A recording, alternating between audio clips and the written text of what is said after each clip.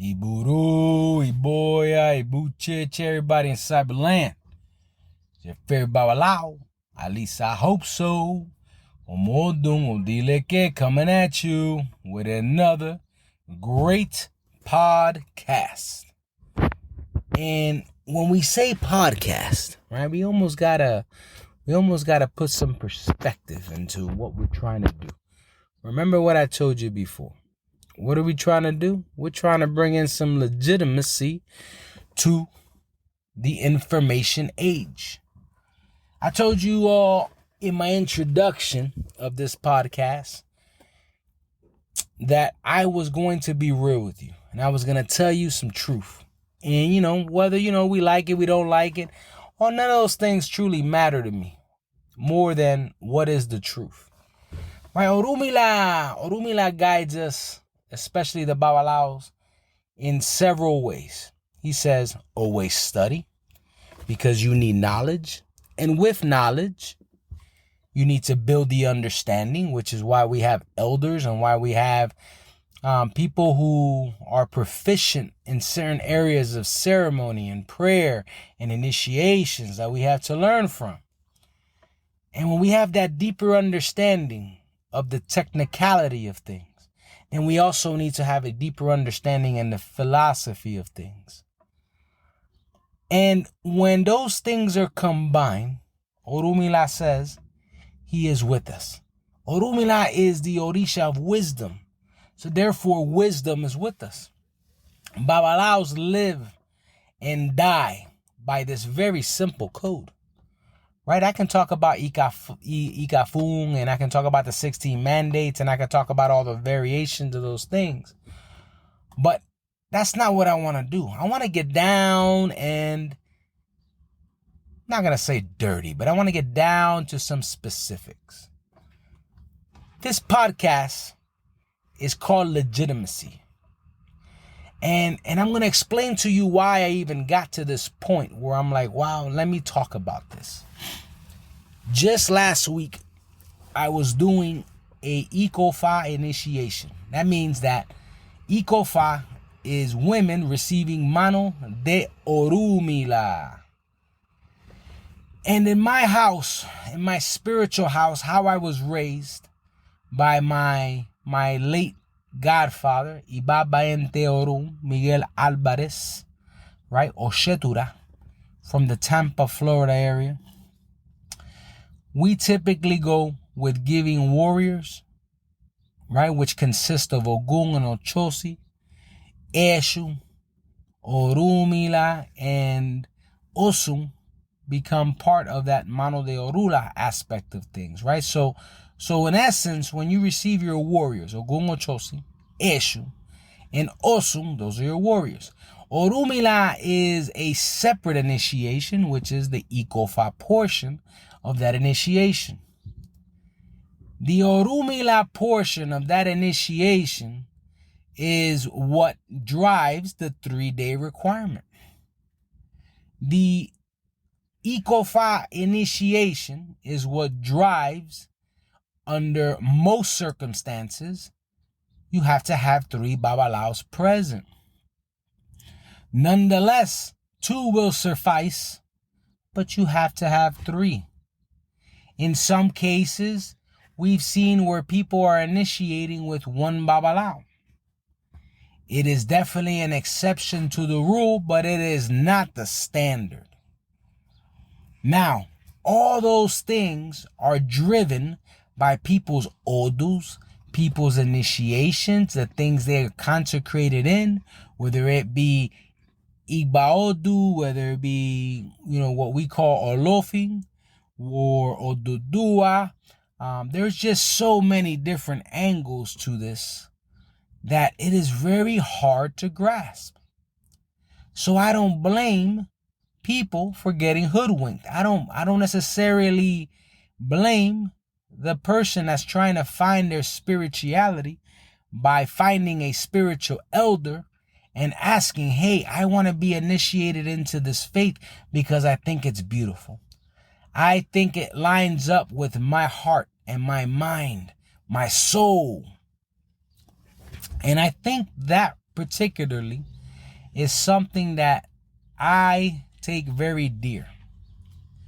When somebody comes to you with an open heart and they're willing to take the leap of faith, don't abuse them. Don't go into a situation that you are not trained for. Don't try to do initiations that you just cannot do. So here's the situation that drove me to make this particular podcast that talks about legitimacy. So there I was doing an Eco-Fa ceremony in the outskirts of Los Angeles in the Palmdale area. And what a beautiful ceremony. And you begin to talk to people and you begin to see that, Los Angeles got babalaos. The California is a big state and they have a lot of babalaos. They have a lot of olorishas. They got a lot of paleros. The belief in the cultural system of the Mexican people, because of Central America, and Mexico just happens to be a massive country.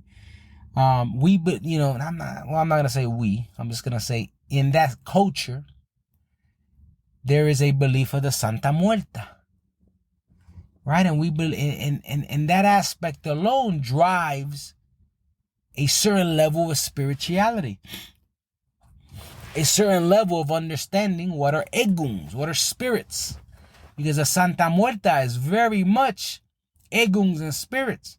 And if we don't know any better and we're not careful, eguns have personalities. Don't let nobody ever trick you, right?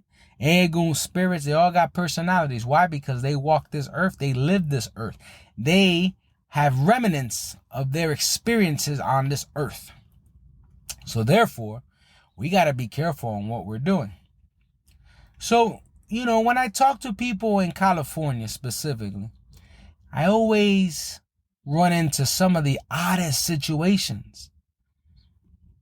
And I'm going to give you one. There was one person that every time someone would go to this person, the automatic prescription was, hey, let's scratch the person. Scratching is an initiation within the cults of Palo. Palo has many different lineages, right? It's just not Palo Moyumbe, Palo Quimbesa, there's Palo Monte, there's Palo. It's just, there's lineages, right? There's lineages. Right, no different than Ifa has, the two primary lineages of Isheshe, which is very African based and origins all come from that lineage. And then you have Lokumi, which everyone in the Lokumi lineage can trace their lineage back to Adeshina. And Adeshina came over, right, in 1811 and into Cuba. But I'm not here for the history lesson. I'm here to kind of talk about legitimacy. So here's my thing. And here's my going in. Understand where you're going. So let's go back to this palero. This person at the prescription. Every time somebody goes to them, hey, what do they got to do? You got to get scratched. And in the palo aspect of things, you get scratched, and you get scratched above a certain egun, a certain spirit, right? But in order to discover who is this egun that has a personality, as we discussed, this egun and the spirit, right, that is going to accept you into their lineage, it is those type of things that we have to truly analyze and say, hey, listen, I need you all to do your homework. So if you find yourself in a situation where someone is saying, hey, you have to get scratched, here's legitimacy rule number 1. You need to ask the question, why? Not everyone has the right to get scratched. Getting scratched is a whole different level of initiation that is not Ifa. It is not Olorisha or Santero, Santeria, whatever you want to refer it as. Okay, palo or scratching over an egun or a spirit to invoke that level of initiation is designated specifically for that cult. Now, when we talk about that cult, now we're talking about that you are going to be one with egun.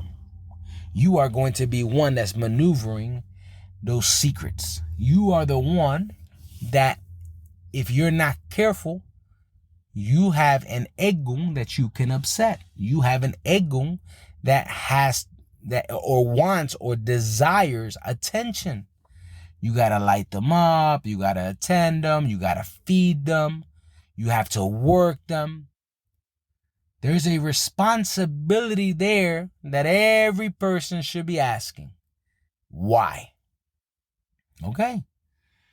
Legitimacy rule number 1. Ask why. Because in this particular scenario, I'll give you a little bit more about Palo. This person in Los Angeles was scratching everyone over the same egun, spirit, prenda, enganga, whatever you want to call it, because I don't know what he's scratching over. And it struck me as odd because a lot of people from that house ended up migrating towards my spiritual house. And I asked my question, why? Right? Why would a congregation, basically, right, in such massive force go all to another ile or begin to break away from this spiritual leader? So I got to ask the intrusive questions. Why? Because you're not going to come into this ile, not my ile. Woo, no way. Without some true legitimacy on what did you receive and why did you receive it. So I start asking questions. All right. Now, I just told you that eguns have personalities. Eguns need to agree to who you need to get scratched over. Eguns to include your cuadro espiritual, your spiritual framework. You have a spirit guide. You have eguns that guide you. They all need to come together, right? And like in a round table and say, yep, this is the one. Because if not, you will cause conflict within your own astrology. I don't think people understand how special they are and what God truly gave us when Ori came down and who came down with us.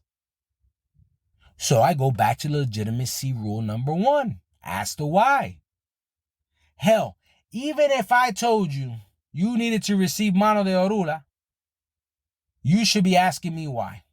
I can tell you the why right now. Everybody has the right to understand the wisdom that Orumila is going to partake on you, to understand where your Ori needs to be driving towards. You need to understand where you're going, how you're going, and what is the best method to get there in order to fulfill the destiny that you chose in Olorum.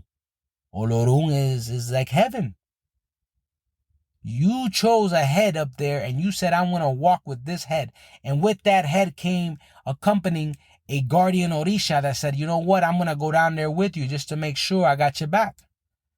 And Eshu being part of everything, came down with you. And your spirit guide, your spiritual lineage, which is again why I talk about lineage so much, is also walking with you. So legitimacy rule number 1. Why am I getting something? Why can't people ask why? Because that right there should give you the spidey senses, right? You should get in your gut feeling saying, okay, this is a good idea or a bad idea, right? Oh yeah, obviously there's going to be some level of trust, some level of, hey, let's do this, and I'm going to give you my blind faith, right? And I'm just going to take this leap. But at least you did some due diligence by asking why. Now,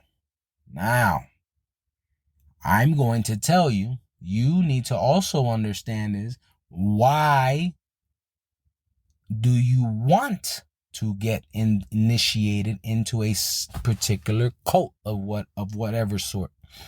And I say that because when we talk about Palo, right, we talk about the eguns, I want to know why you want it. Do you want it because you just want to be a bad mama jamma and you want to just be able to work eggoons and you love eggoons and that's how you feel for good, bad, or indifferent? You don't care what you work. That's just who you are. Okay? At least you know your truth.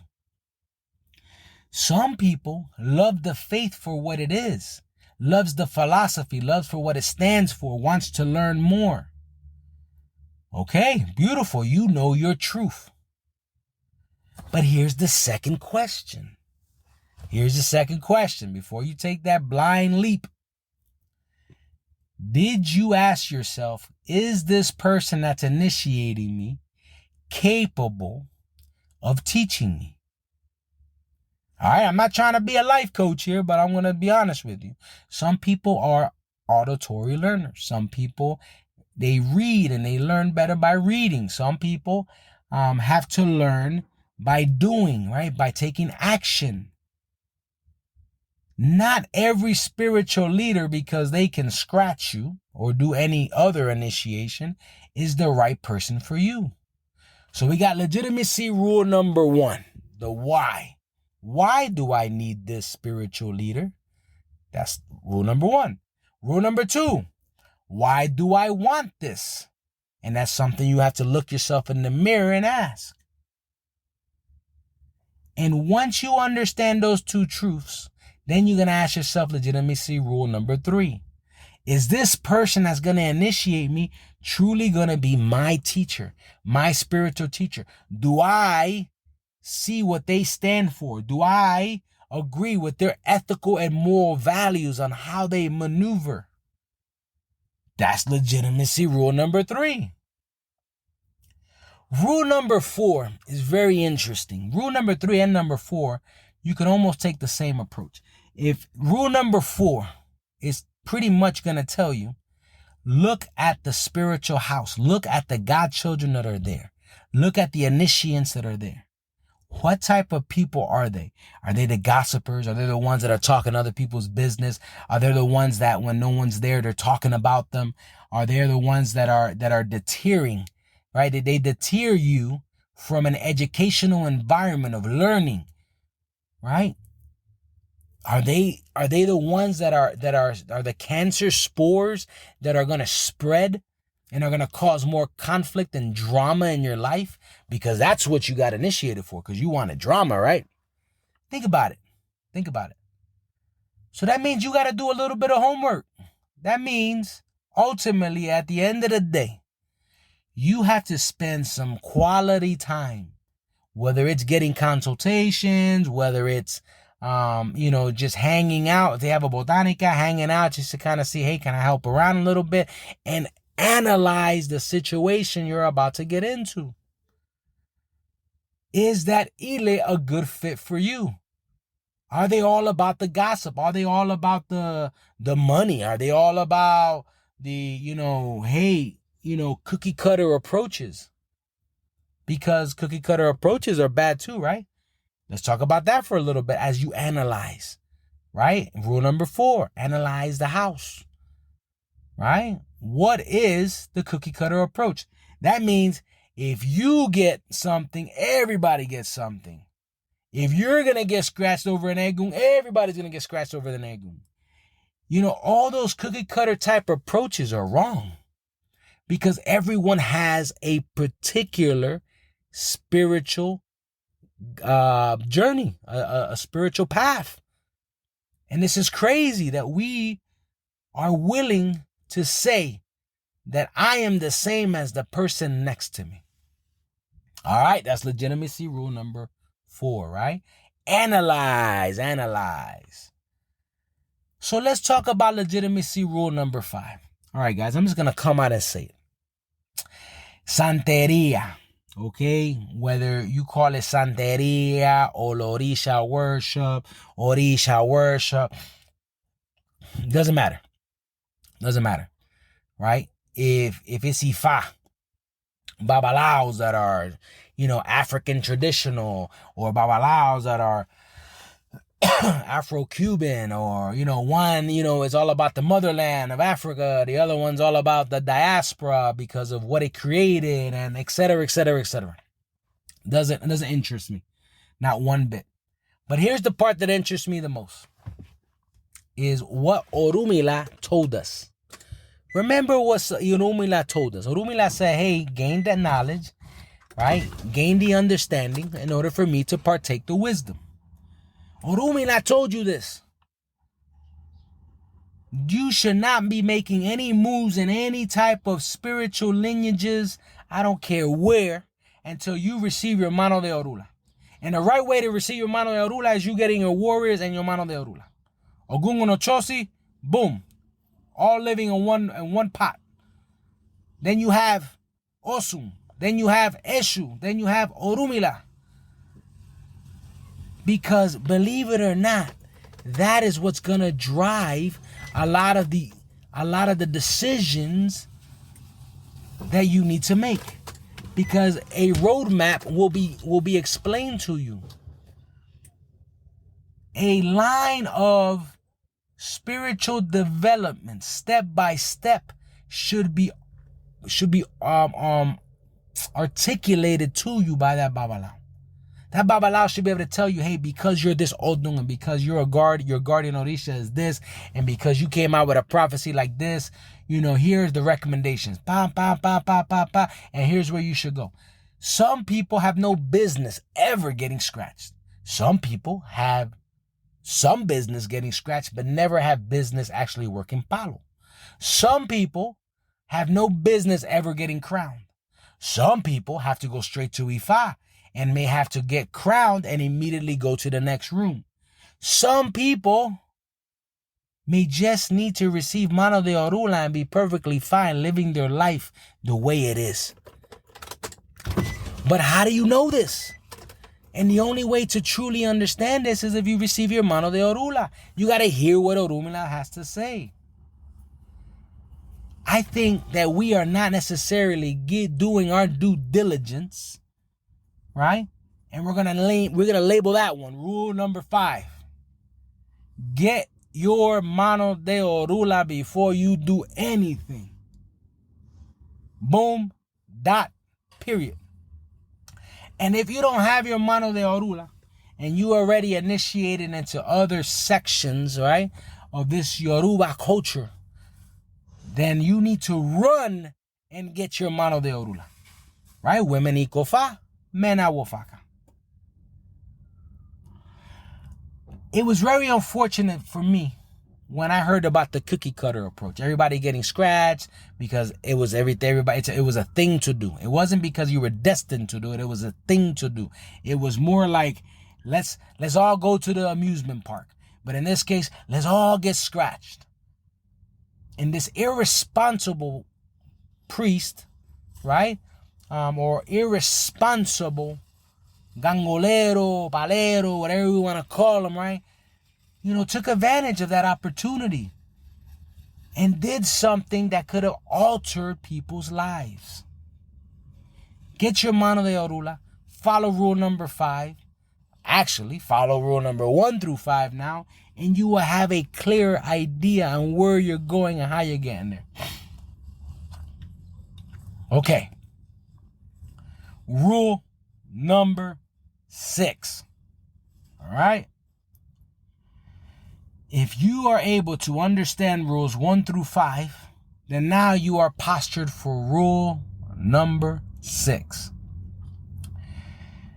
If you are going to take the leap of faith and become a priest or a priestess in this faith, I need you to take a real deep look at who you are and tell yourself, with the responsibilities that I have today, am I responsible enough to now take on the responsibility of leading people spiritually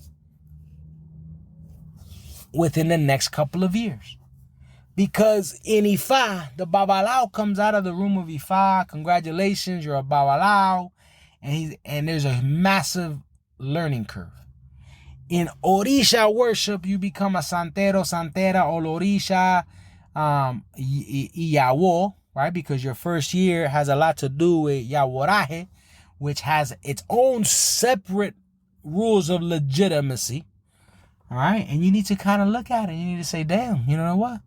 Am I ready for this? Can I follow these rules? Can I do what is mandated of me? People are not ready for it. Don't jump the gun. Receive your little divinities here, your little divinities there. But priestesshood, if people are automatically telling you straight from the jump, hey, you need to go get crowned. I mean, straight from the jump, right?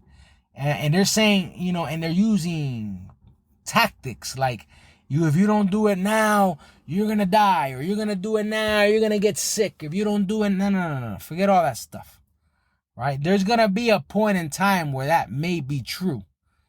But then I revert back to rule number 1. Ask why. Ask why. And you need to be comfortable with the answer given to you. Right? Because it is an obligation for that priest and priestess to explain things to you. This is not do as I say and that's it. Zipper it up and we're going to be good. No. So that's story number 1 for you. Now let me tell you about story number 2, which I thought was very, very shocking to me. There is a house that was brought to my attention, and I'm not even going to say where it's from, right? I mentioned California the first time because California, I like California, I do. But the spiritual leaders out there concern me. Some are good, some are bad, right? But if you follow the rules, right, the legitimacy rules, you're going to be okay. Which drives me to rule number 6.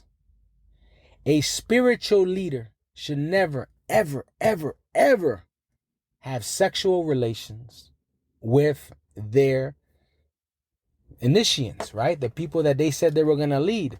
The people that ultimately are giving their trust and their hearts and their spirits to this leader, right? Only to turn around and have this leader sleep with them, make moves on them, make them do some unethical and immoral things.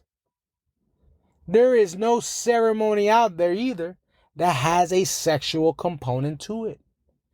If you are falling victim to that, man, call it for what it is. Look for the hills, run, do something. I don't know what to tell you. I truly do not know what to tell you at that point, more than there has to be a deep analysis of the situation. Now, let me explain this piece. Understand that there is, and this is another legitimacy rule that needs to be understood in order for it to be properly executed. But if you follow rules 1 through 6, right?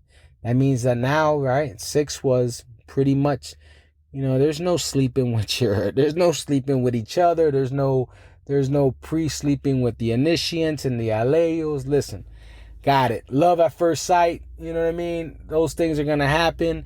Those are conversations that you need to have with that spiritual elder of that house on what right needs to look like. Because think about the drama that can occur. Think about how irresponsible it would be if a spiritual leader just let people get together and hook up, right? And now they break up, or it's ugly breakup, or they're sleeping with the godfather, God forbid, right? All those things are just terrible, right? They lead to a void that cannot be filled again. It will lead to a cancer that will spread and destroy things. Okay. Now, here's another one. Legitimacy rule number 7. Right? If every time you consult your elder, you have to give a goat, right? A goat to Eshu, a goat to Arula, a goat to Orun, a goat to Osain, a goat to whoever. I need you to really evaluate, why is it that I have to continuously give a goat for everything? Why is everything blood? Why is something always got to be involving something of blood? Because that right there should be a clear indication that, the Orishas don't always need blood. And I always refer back to, the story of Adi and Imu, right? Why we have the concepts of Adimus, organic fruits, vegetables, things like that, right? The honey and the palm oil, and there's just so many different ways to skin a cat, right? And to get the results that you want, that you don't have to resort to blood all the time, let alone a four-legged animal. People, listen to me carefully. Starting to lose track of how many rules are there. Rule number 7, if you have to give a four-legged animal, I'm telling you, that drives a lot of requirements. That drives a lot of different ceremonies within ceremonies. Okay? Giving a four-legged animal is not something that's just done and there's nothing more to it. No.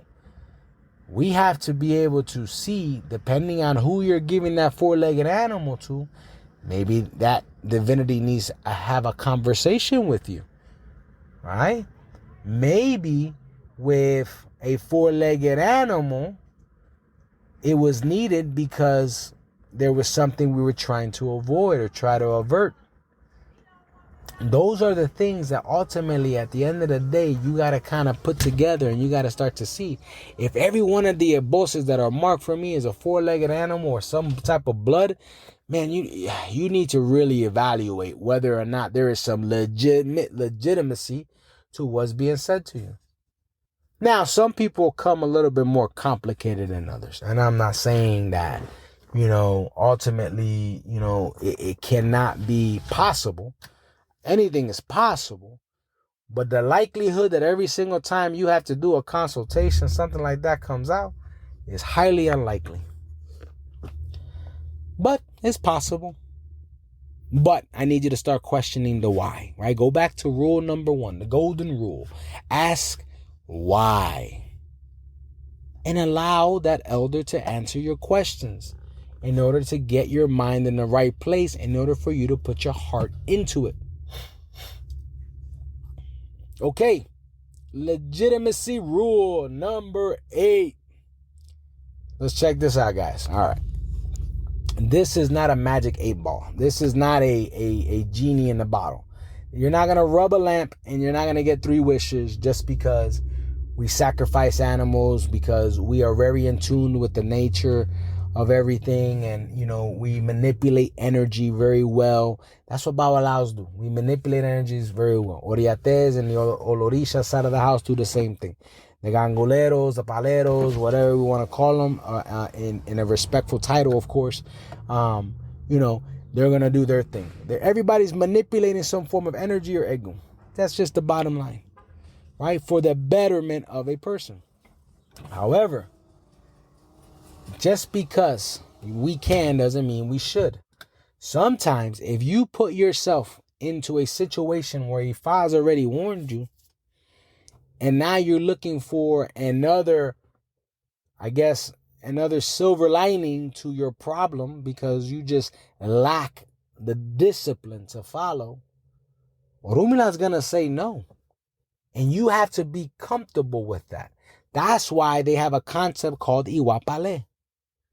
You have to be able to conduct yourself in a moral and ethical manner. Not to mention that you're all born with a destiny sign when you're Mano de Orula. If you receive certain divinities like Olokun, for example, of Ifa, that's going to give you an Ita, and it's going to mark another sign. There's all types of little rules and things and restrictions and the pros and the cons to everything that you have to be able to follow. No magical lamps here. No 3 wishes. All right, I'll tell you. Hey, listen, I gave you the advice. You want to follow it? Don't follow it. Right? If you want to follow it, follow it. It's all up to you. The Babalaos have no stake in the game other than accomplishing their duties as Babalaos and doing what Ifa dictates for them to do, to include help you or not help you. That's another piece that needs to be understood. I'm not trying to lecture nobody here, guys. I am literally just trying to give you the keys to success. The keys to the door, so that when you're walking through that door, you at least are comfortable understanding what is it you're going to go through, the whys, and how you need to conduct yourself in this faith. Boom, dot, period. Here's the other thing that a lot of people don't realize in this faith. There is something called a duality, a scale, a balance in life. And what that means is that in life, you have to balance it out. You just got to do it, right? So, for example, if you find yourself, right, being too much of a goody two-shoe, right? And let's call this rule number 8. Let's just call it for what? No, this is rule number 9, I believe now. I don't know. You guys keep track of me. But if you find yourself being too much of a goody two-shoe, too much of a I like to do favors, too much of a people don't appreciate me, but I know if I keep doing things that are good, that I'll be rewarded by God and the Orishas and et cetera, et cetera, et cetera. Take that Western concept out of your mind and start following the rules that were given to you. For the most part, there are a lot of Odus in Ifa and in Delegun, right, that talk about the aspects of not being appreciated. Don't do favors. If you're going to do something, make sure you're compensated. All these things are not new. These things are things that have always been with us, right? The person in the market thousands of years ago when they were trying to exchange grains for food, et cetera, right? They weren't doing people favors all the time because they got to eat. They got to sell what they got in order to buy something else, in order to get something else. And it was just a cycle. And everybody had to pitch in, right? Everybody had to do their piece. So what makes you think that you're a good heart and doing all these great favors and not taking care of yourself? You have to take care of yourself first. Then you can worry about everybody else. And even then, I caution you to be careful with that. Don't put yourself in a predicament because you're trying to be good-hearted. You're trying to be a nice person. All right? This faith begins to teach you the moral and ethical conducts of community, of individuality, of understanding your ita, which is your mano de orula sign, who's your guardian orisha, all those things. Those are all rules, laws, universal laws at that when you walked into this faith, you needed to start to exercise. I'm just trying to be the bearer of news, I guess. It's not good news, it's not bad news, right? But it's stuff that you just got to think about, and I just don't understand why we do certain things. I know of a person that was already crowned, and they violated this person with an ebo. And they said that, hey, we're going to take this ebo and we are going to shove it into your private part. Right? And that was something that they had to almost do forcefully. We're talking about sexual assault. We're talking about those are the type of things you got to worry about nowadays. We got people that are all about the money. We got people that are all about, who they are and what they're going to get next and what's the next new car I want to buy. And by the way, I'm going to buy it because I'm going to take advantage of X, Y, and Z. And I'm going to say they need to receive all these crazy things. You have to worry about people. And when it's all said and done, please don't turn your back on the faith. The faith is beautiful. We just got knuckleheads as priests and priestesses, and some are just phonies. They're not even consecrated. They shouldn't even be doing what they're doing. That's not what this is about, people. This is not what this is about. And this is the reason why I'm even making, this podcast talking about legitimacy. We got to get real with it. No different, right? And I'm gonna touch on this topic, and people are gonna get mad at me, and that's okay, right? Because we said real talk, right? Listen, I got nothing against the transgender community. I got nothing against what you like and what you don't like, and what you want to be and what you want to be referred to. None of that, all of it's irrelevant to me. All of it's irrelevant. Because Babalaos, you know what we look at? We look at old dudes, we look at guardian orishas, we look at prophecies, we look at the person. Right? Now, I will tell you, impossible for a woman to be a Babala. So the concepts of Iyanifas that are witness to the room of Ifa and being consecrated in Ifa in order to lead and give out consecrations and go beyond the duties of an Apiti B is not possible. It goes against the duality of everything. It has nothing to do with anything other than if a woman crosses into the room of Ifa, there is an imbalance in the energy and the powers that are in there. It is that simple. I told you, we do not look at people. We do not look at gender per se, but we will tell you that, hey, that is going to conflict with that. No different than earlier, I told you, if you get scratched and you mess with your astrology of things and your spirits are not, aligned with that and they're not for that, you're going to have a rough time in life. To the point where you could even die. Those things you gotta take seriously, right? So we go back to the transgender conversation, right? And I get it, right? Right now in mainstream, this is a big thing. Right? This conversation of transgenders. And I have godchildren that I have converted. I have godchildren that are cross-dressers. I got godchildren that prefer the same gender. I got godchildren. I have godchildren. I respect them. They respect me. They respect the faith. They respect the universal laws of certain things. And they go with it. Why? Because humans are erred. We are the problem, right? The system is not necessarily the problem when we look at the Yoruba culture of things. So I go back. Transgenders just happens to be the topic, and I was listening to a congressional hearing yesterday, and it sparked a couple of things in my mind. Right?